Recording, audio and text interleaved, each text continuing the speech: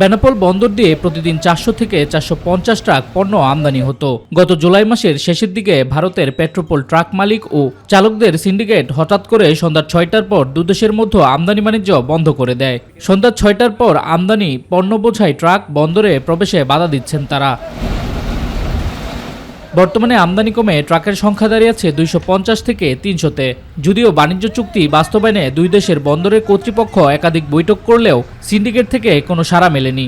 Indian যে truck driver এবং truck মালিক তারা বিভিন্ন প্রদেশ থেকে যে ট্রাকগুলো আসে, এই ট্রাকগুলো কৃত্রিম সংকট যানজট সৃষ্টি করার কারণে এই ট্রাকগুলো আবারও তাদের লোকাল ট্রাকে আনলোড করে তারা আবার লোকাল ট্রাক বাংলাদেশে আসতে পারে। এদের একরকম এদের ব্যবসা। সিন্ডিকেটের সদস্যরা পশ্চিমবঙ্গের বাইরের প্রদেশ থেকে আসা পণ্য বোঝাই ট্রাক থেকে পণ্য খালাস করে লোকাল ট্রাকে আনলোড করে বাড়তি ভাড়া আদায় করছে। ফলে অতিরিক্ত অর্থ গুনতে হচ্ছে বাংলাদেশি আমদানিকারকদের।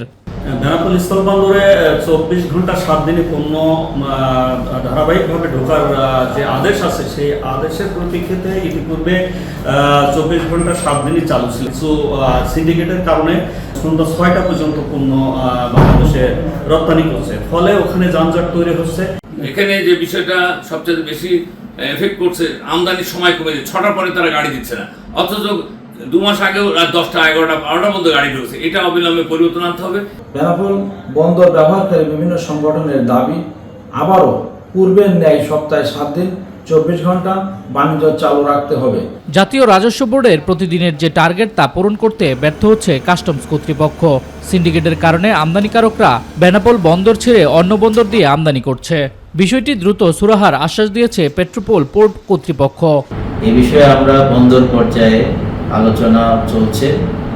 বেসরকারি পণ্য পরিবহনের সাথে যারা জড়িত তাদের সাথেও এই বিষয়ে আলোচনা চলছে। আশা করি শীঘ্রই এই বিষয়টা সমাধান হবে। শামস তাবরিজ উচ্ছ্বাস, মাই টিভি নিউজ ডেস্ক।